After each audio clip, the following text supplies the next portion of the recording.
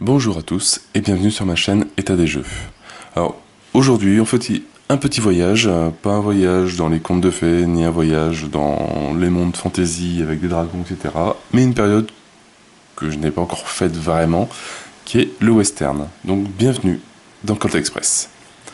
Alors Colt Express, de l'or au bout des rails, est un jeu de Christophe Rimbaud et Jordi Valbuena. Donc un jeu édité par Ludonote qui nous permet de jouer des hors-la-loi. Hors-la-loi qui vont attaquer un train et récupérer les différentes bourses des différents voyageurs. Alors, voilà pour le jeu à peu près. Donc on voit qu'on a un train en 3D qui est assez sympathique. Ça rend assez bien. C'est un jeu pour une durée entre 30 et 40 minutes, de 2 à 6 joueurs, et pour 10 ans ou plus, mais même plus petit, je pense que ça passe facile. Donc, au niveau du matériel, on retrouve donc 132 cartes pour les différents joueurs, différentes actions qu'ils peuvent faire. La locomotive à monter, les 6 wagons pour les joueurs, des éléments de décor pour un peu de déco, des marqueurs, des pions bandits, un pion Marshall et la règle du jeu. On va aller voir ça un petit peu plus. Alors dedans, on retrouve une belle doc.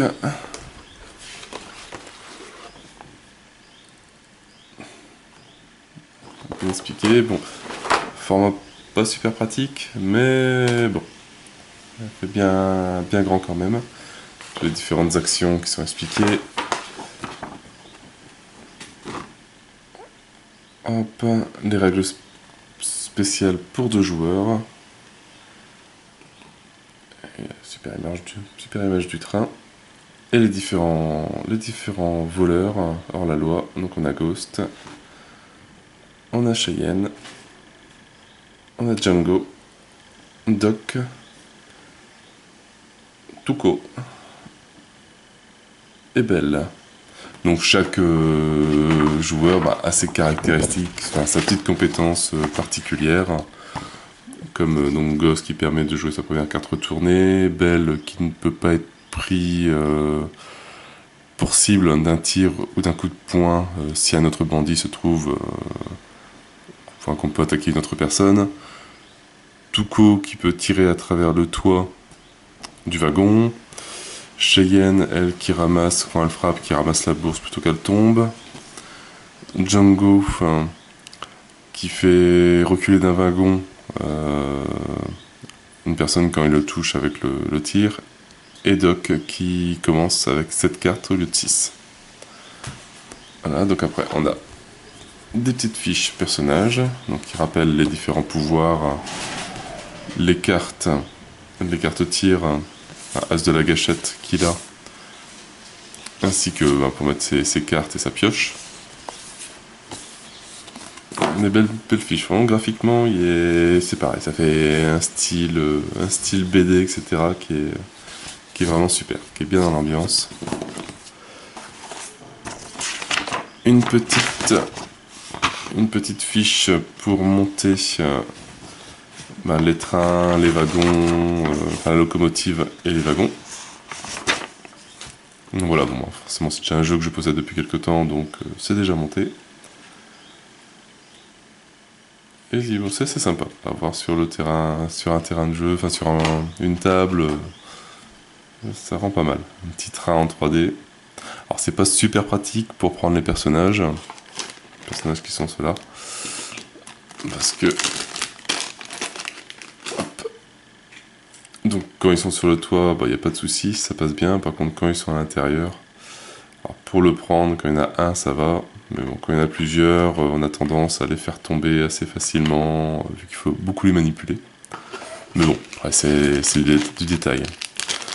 Donc on a les différents meeples pour tous les différents personnages, plus le jaune qui est le Marshal. Parce que forcément, pour protéger les pauvres voyageurs, on a quand même un Marshal qui est dans le train. Alors ça, on s'en sert pas. Hop. On a justement donc toutes les... Ça c'est les cartes balles neutres que le Marshal peut envoyer. Donc ça c'est quand le Marshal nous tire dessus, quand il se retrouve dans la même locomotive ou même wagon que nous. Ça c'est les cartes tours. Alors, t'as différents de 2 à 4 joueurs et 5-6 joueurs. Là on va en tirer un certain nombre au début. Et on va en tirer une de ces trois là, qui est la fin. Donc logiquement je crois que c'est un jeu qui se passe en 5 tours. Donc on a 4 cartes de 4 joueurs par exemple, et une carte stop, que l'on joue à la fin. Et là ici on a les différentes cartes, donc on va montrer juste les violettes, ça sont tous identiques. On a un tas avec les balles, pour déterminer l'as de la gâchette, c'est celui qui aura le plus tiré. Et après on a les différentes actions des différents personnages, donc pouvoir bouger, pouvoir monter sur le toit, pouvoir tirer, pouvoir frapper, tirer j'ai dit aussi, et ramasser et bouger le Marshal. Donc voilà, donc hop. Et après donc on a les différents éléments 3D, bon c'est pas les choses les plus importantes, mais c'est toujours assez sympa à mettre à côté du train. Ça rend un petit peu plus l'ambiance western. Donc limite ce que je vais faire, c'est que je vais installer une table de jeu, vite fait, on va faire un petit tour pour vous expliquer le mécanisme, qui est assez sympa, qui est un peu innovant, et enfin que moi je trouve pas mal, qui est bien, qui est assez fun, et qui fait... qui peut donner de bons... On peut jamais s'attendre à ce qui va arriver. Donc c'est vraiment un bon petit système bien pensé. Bah voilà, moi je vous dis rendez-vous tout à l'heure. Allez, ciao. Donc la partie pour Colt Express est mise en place. Pour expliquer vite fait comment ça marche, donc là c'est une partie à 3 joueurs. On place 3 wagons ainsi que la locomotive. Dans la locomotive, on a forcément le Marshal et une mallette avec 1000 dedans. Dans chaque wagon, si j'en prends un qui n'est pas mis, dans chaque wagon, on a une petite valeur ici qui indique le nombre de butins que le wagon contient. Donc on prend des jetons au hasard dedans.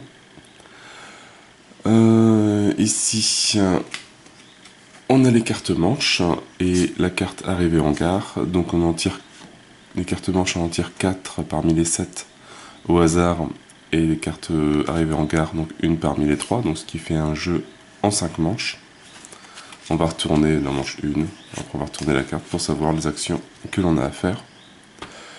On a la petite mallette ici qui vaut 1000, qui permet que l'on donnera au meilleur as de la cachette, donc celui qui aura tiré le plus de fois sur ses adversaires.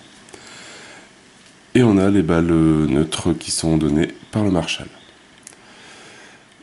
Au niveau des personnages, donc chaque personnage commence avec une petite bourse de 250, donc qui laisse par contre caché. Chaque personnage commence avec 10 cartes, avec différentes actions à l'intérieur. Donc pour expliquer vite fait les actions, cette carte là permet de bouger de wagon en wagon. Donc si par exemple c'est pour Ghost, il permet d'aller sur le wagon qui est juste à côté. Ou si Ghost était sur le toit, ça lui permettrait de bouger entre 1 et 3 wagons. Cette carte-là permet de monter ou descendre donc sur le toit. Donc d'aller là-haut ou de redescendre.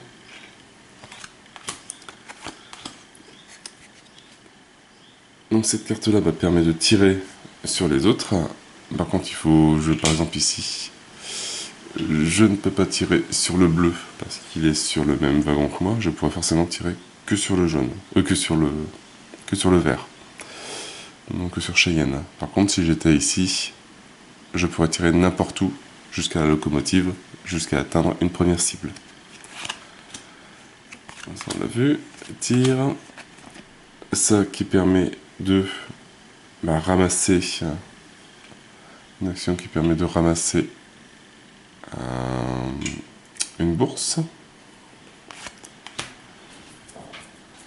L'action de frapper qui permet de frapper ses adversaires, ce qui permet pour eux de faire tomber une bourse. Hop, donc le bleu fera tomber une bourse et il bougerait de wagon. L'action du Marshal qui permet de bouger le Marshal de wagon en wagon. Donc forcément, le Marshal ne peut jamais se retrouver sur le toit, mais il bouge vraiment de un emplacement de wagon à un emplacement de wagon par carte. Voilà, chaque joueur a aussi des cartes, donc As de la gâchette. Donc ça c'est les tirs que l'on va faire sur les autres. Donc chaque tir va se rajouter dans la pioche. Chaque joueur après va tirer 6 cartes, les 6 premières cartes au hasard. Et donc au fur et à mesure on aura des actions et après on aura des cartes balles de différents joueurs. Ce qui va nous bloquer un petit peu dans le jeu. On verra ça. Tout à l'heure on va faire un petit tour de test. Donc là, hop, par exemple pour Ghost. Donc forcément donc le but du jeu c'est avoir le plus de sous possible. Forcément on est des pillards, des voleurs de hors-la-loi, donc forcément il faut être le plus riche possible. Donc on prend les 6 premières. 3, 4, 5 et 6. Les autres pour le moment on ne s'en sert pas. Et voilà. Et donc après, chaque personnage aussi donc, a ses 6 cartes en jeu, mais a aussi une action particulière. Aussi, donc par exemple, Ghost, lui, joue sa première carte toujours en face cachée. Cheyenne, elle, quand elle frappe, elle permet de récupérer la bourse qui tombe. Plutôt qu'elle tombe sur le sol, hop, elle est tellement rapide qu'elle la récupère. Ghost, lui, ne commence pas sa main avec 6 cartes, mais commence sa main avec 7 cartes. Donc ça peut donner un petit peu plus de choix dans le jeu. Donc là, le premier joueur, alors aussi l'emplacement des joueurs, donc là je les ai pas assez comme ça, c'est pas au hasard. On détermine le premier joueur, donc moi je suis tombé sur le premier joueur, pour faire simple, c'est Ghost, le deuxième joueur c'est Cheyenne, le troisième joueur c'est Doc, dans le tour des aiguilles dans le sens horaire. Les joueurs avec les chiffres impairs, donc 1 et 3, se retrouvent dans le dernier. Les joueurs avec les chiffres pairs se retrouvent dans le deuxième wagon.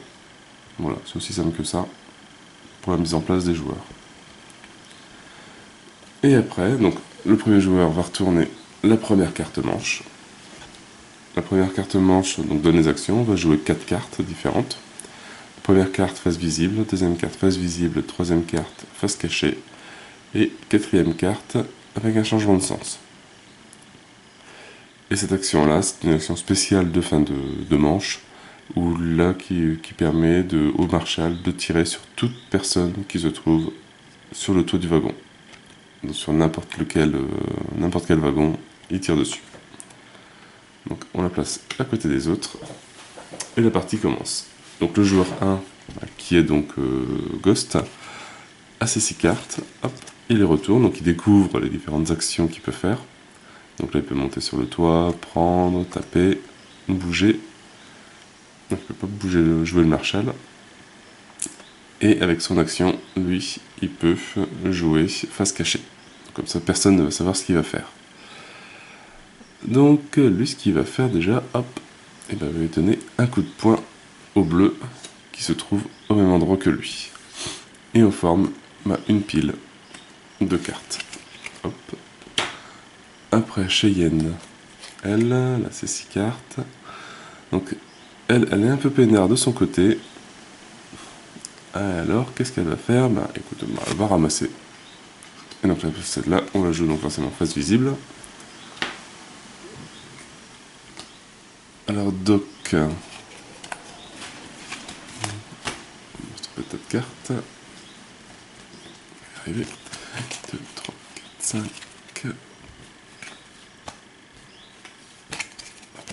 Voilà, c'est cette carte.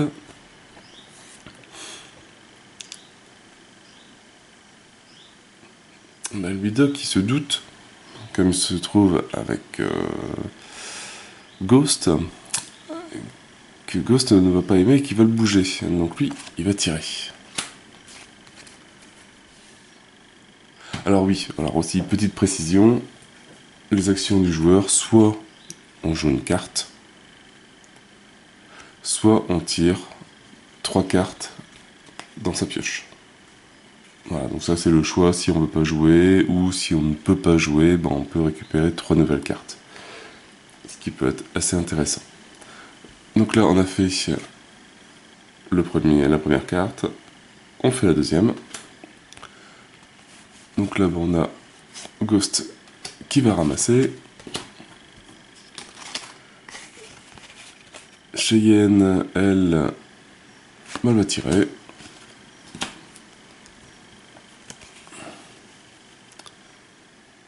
Et Doc, lui, Doc il va ramasser aussi. Là on a fini la deuxième carte, on arrive sur la troisième carte que tout le monde va jouer face cachée. Alors face cachée, qu'est-ce qu'on va faire de bien intelligent? Eh ben, écoute, on va tirer, personne ne va le savoir.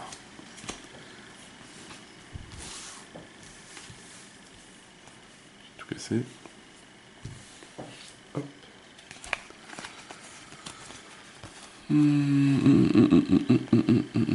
Elle va ramasser.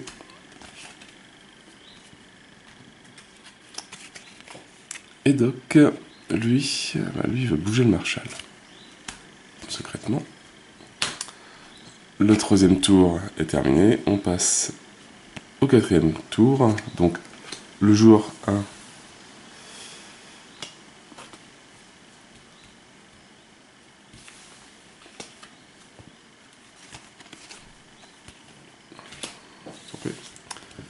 c'est cela. Donc, lui. Donc, le joueur 1 joue. Et après, on passe au dernier joueur, donc à Doc. Qui lui va. Je vous fasse visible. Et lui il va tirer. Et Cheyenne va bouger le Marshall. Donc voilà, donc là on a fait nos 4 actions. Avant de faire la dernière étape, on va prendre la pile de cartes qui a été faite, la retourner et faire les actions dans l'ordre où on les a posées. Donc par exemple, on commence par Ghost qui frappe. Donc Ghost frappe. Il y a Doc qui perd sa bourse. Et Doc qui est bougé dans le wagon à côté.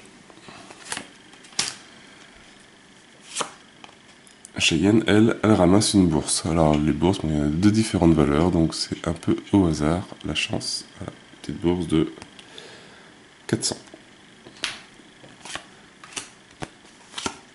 Ghost, lui, Doc, il tire. Hop, alors lui qui pensait peut-être tirer sur le vert, il peut pas, et il tire sur le blanc. Donc je donne une balle perdue à mon joueur de Ghost. Ghost, lui, il va ramasser une bourse. Une bourse de 350. Cheyenne, elle tire. Donc Ghost se reprend une deuxième balle. Maintenant, une balle verte. Et le joueur bleu, il ramasse.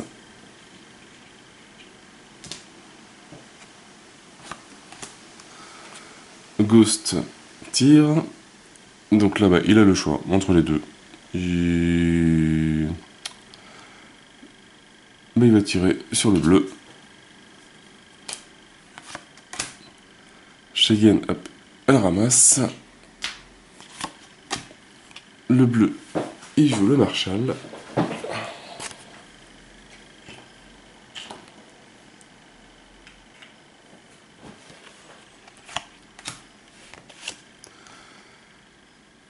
Ghost, il bouge.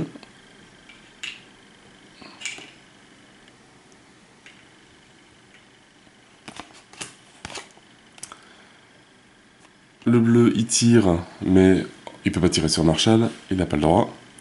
Il peut pas tirer à côté, il n'y a personne, donc il tire dans le vide, il perd pas de balle. Et dernière action, Cheyenne joue le Marshall.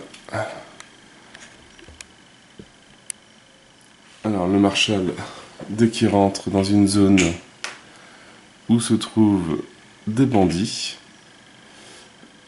ils ont droit chacun à une balle perdue, en plus, dans leur jeu.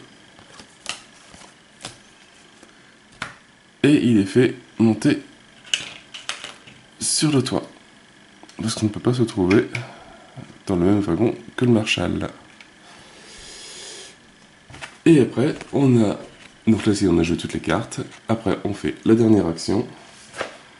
Donc, on va juste vérifier la dernière action. Marshall en colère. Le Marshall tire sur les bandits situés sur le toit de son wagon. Ah non, c'est vraiment c'est que sur son wagon. C'est pas sur tous les wagons, c'est juste sur le sien. Mais comme on n'a pas de bol, les trois sont sur le wagon. Ces derniers reçoivent automatiquement une balle perdue. Enfin, une balle neutre. Puis le Marshall avance d'un wagon vers l'arrière. Et puis le Marshall passe sur le dernier.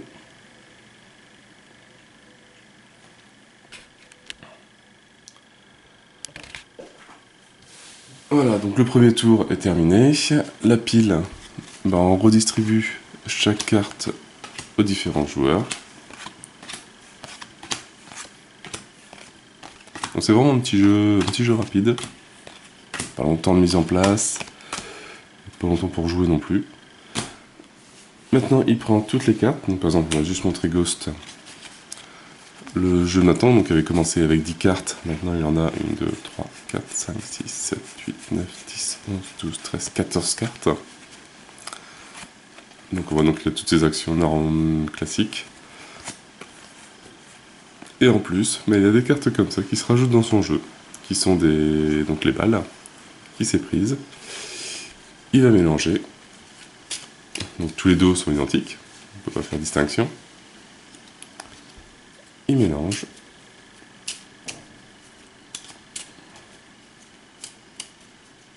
Hop, et il va tirer les 6 premières. 1, 2, 3, 4, 5 et 6.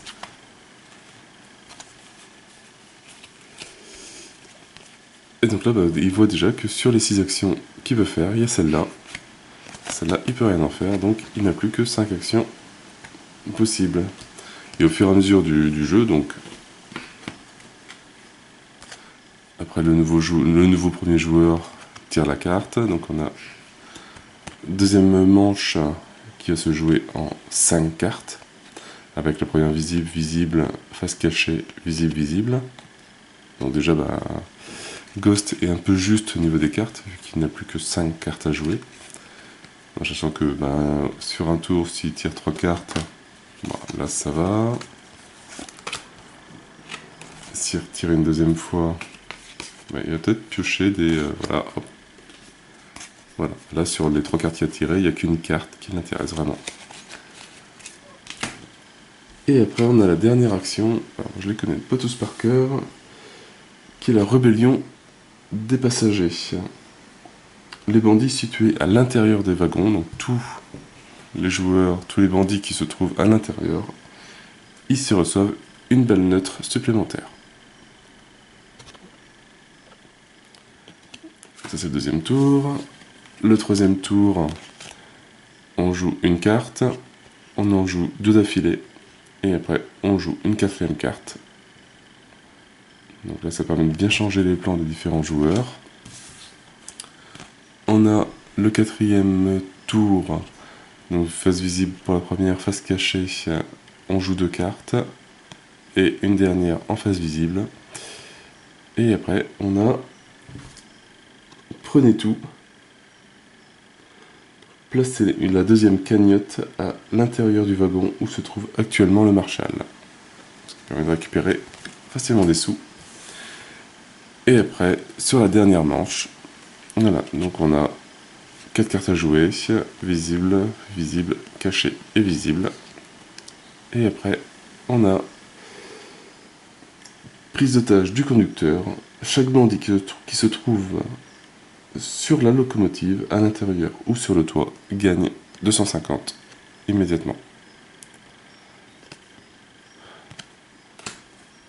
Et voilà, donc on fait tous les tours et après donc, on calcule toutes les bourses que tous les joueurs ont. On fait la somme. On regarde qui a perdu, qui a donné le plus de balles aux autres. Donc là, moi j'ai une balle du bleu. Je pense que... Non, j'ai peut-être mis 2 balles en plus. Ouais, j'ai une balle du bleu et une balle de la verte. On fait le cumul des balles. Celui qui a tiré le plus gagne aussi la bourse 2000. Donc les rangs peuvent facilement bouger au cas où, avec 1000 en plus ou 1000 en moins, forcément. Et celui qui a le plus est désigné donc le gagnant et le bandit le plus riche. Donc voilà, donc c'était vraiment une petite explication de partie d'un tour. De toute façon, après tous les autres sont plus ou moins identiques. Donc après, il y a d'autres cartes qui permettent aussi. Donc il y a encore 3 cartes pour 2 joueurs, enfin de 2 à 4 joueurs, et 2 cartes différentes aussi pour les arrivées en gare. Bon, on va pas tous les faire non plus. Voilà, c'était juste vraiment pour vous montrer un peu la mécanique de ce petit jeu bien sympa, qui est bien à sortir, qui est très rapide aussi, c'est ça son avantage, c'est qu'une partie, une fois qu'on a expliqué les règles, le maniement, voilà, en une demi-heure c'est terminé. Voilà, moi j'ai tout, je n'ai plus qu'à vous souhaiter une bonne journée ou une bonne soirée, n'hésitez pas à liker, à commenter et à vous abonner à la chaîne, et moi je vous dis à bientôt pour une nouvelle vidéo. Ciao ciao.